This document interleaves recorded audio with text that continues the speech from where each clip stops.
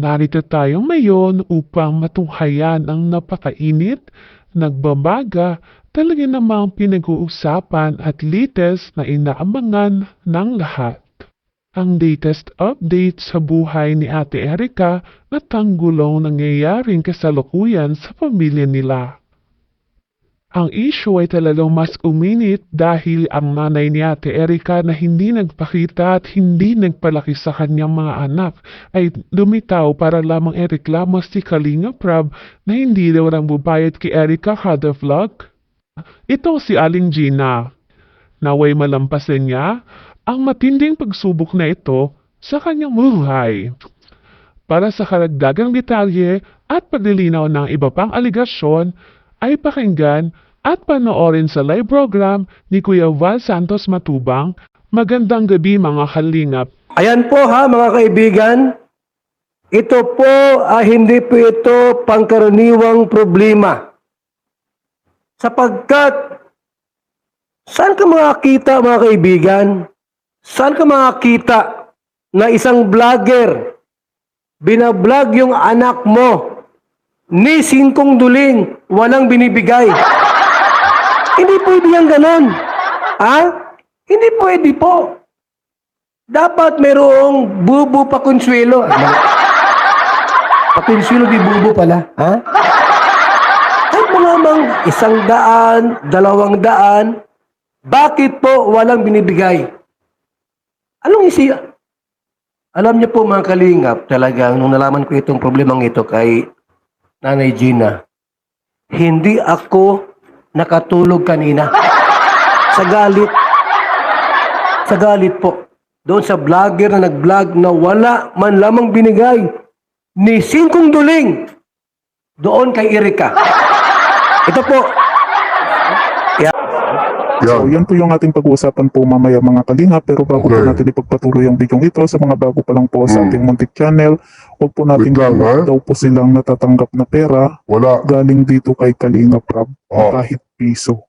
Ito po ang mga kalinga. Pakinggan po muna natin ang maikling video clip bago po natin ipagpatuloy ang reaction na ito.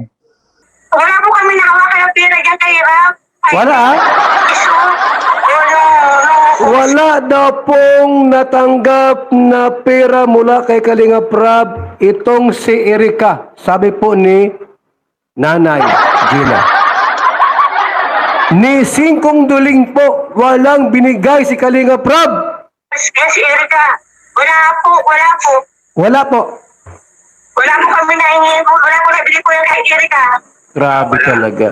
So ayan po mga kalingap, narinig natin at maliwanag pa po sa sikat ng araw ang sinawa po ng Nanay Liwanag at sinasabing nga wala daw po silang natanggap na po. Wala. Dito kay Kalinga Prab na pera kahit piso. Ang laking mo yan. No? At kung matatandaan niya, kung parating nga ni Aling Gina na talagang pineperahan lamang ni Kalinga Prab si Erica at ang kanyang kasikatan, ganoon ang kanyang love team dahil marami ang nanonood at hindi niya daw ito pinabayaran dahil yung mga sponsors lamang daw ang nagpapayad kay Erica at nagbibigay ng tulong na pinansyal, ngunit si Kalinga Prab daw ay wala. Kalinga Prab! Si Erica, wala po. Wala po. Wala po kami nahingi. Wala po nabili po yung kay Erica. Grabe talaga. So ayan po mga kalingap, narinig natin at maliwanag pa po sa sikat ng araw ang sinawa po ng Nanay Liwanag at sinasabing nga wala daw po silang matanggap na po. Wala. Dito kay Kalinga Prab na pera kahit piso. Ang laking mo yan. No? At kung matatandaan niyo po mga kalingap at kung mahalagit mo, balawikan na natin yung mga vlog na para ito lang sa dito na kay mula part 1, part 2, part 3. Paul na nga kayong tinawag. Kami po mga nasa gobyerno, hindi ba kami nakikialam sa mga vlogger na yan? At sabi nga namin, okay naman, nakakatulong sa gobyerno. Pero ito po nagbablog kayo ng nagbablog sa mga, tulad yan, mahihirap. Ini-expose nyo yung kahirapan ng tao. Tapos, wala kayong tinutulong. Anong tawag yan? Poverty porn yan. Hanggang sa ilang part nga po yun. Makikita po natin dito kay Kalinga Prab, yung pagbibigay nga po niya ng pera dito kay, mayroon nga akong Pero bakit sinasabi po nila na wala pong naibigay na tulong itong si Kalinga Prab? Kung dito kay nasamantalang sa part 1 pa lang po ay nakapagbigay na po itong si Kalinga Prab ng 5,000. At sa bigay daw po ay nagbigay din po itong si Kalinga Prab ng 4,000 pesos. Ganon din po sa part 3 at part 4 nga po. Pero yun yung mga kalingap sa part 3 at saka sa part 4 ay hindi po natin alam kung magkano po yung iabot nga po nitong si Kalinga Prab dito kay kasi nga po hindi po nabanggit ng Kalinga Prab kung Regina! Bukas, pupunta ako dyan sa bahay ninyo. Para matulungan kita sa problema mo. Ilista ko lahat yung mga vlogger na nagbablog sa inyo dyan. Itutulpo natin. Ha? Akong bahala sa gastos. Lahat ng reklamo mo, sabihin mo sa akin bukas. At lahat ng mga vlogger dyan, narinig ko ata may narinig kang Bombay ay Kuya Ruben. Kasama yan sa kaso. talaga aaksyonan daw ito ni Kalingap Val Santos Matubang at hindi niya ito papalagpasin dahil nga lumapit sa kanya si Aling Gina na talaga namang nanay ni Ate Erica na hindi talaga nagpakita simula nung ito ay bata. Ngunit ito pa rin ay kanyang pauulakan at talagang pupuntahan para alamin ang nangyari. Kasama yan sa kaso. Sino pa? Dr. Lab, kasama. Ha? Bukas, sabihin mo sa akin lahat, huwag ka mag-alinlangan. Bahala ako dyan. Kakasuhan natin sila. Ha? Wala silang tinulong sa anak mo. Matapos nilang i-vlog, kumita sa social media, ni 5 walang binibigay. Hindi pwede yan. Ha?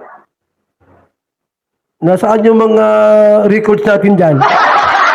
Wala ba dyan mga records na nagbibigay si Kalinga Prab? Baka naman may nagbinigay dito at madadami tayo.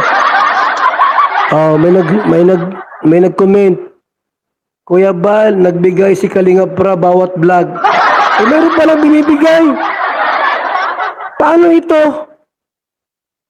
Baka tayo matalo sa kaso. Bawat vlog ni Kalinga Prab kay Erica, tumatanggap ng 5,000. Minsan 4,000. Ay, bayad na! Wala na! Talo tayo dito, pagayaan. At saka Kuya Bal, may mga grocery pa. Patay kang bata, kang ini at Ate Gina! Paano manalo tayo nito? May nag-comment dito. May nagbigay rin po ng 10,000 mula sa sponsor. Ba't mo sinabing walang binibigay? Mayroon pa nag-message dito. Kuya Bal, nakita ko doon sa pang 23 vlog, 10,000 ang binigay. Ay, paano ba ini? Mayroon pa nag-message dito. Mula kay Pedro Muit. Kay Tulpo. May binigay daw po kay Erica.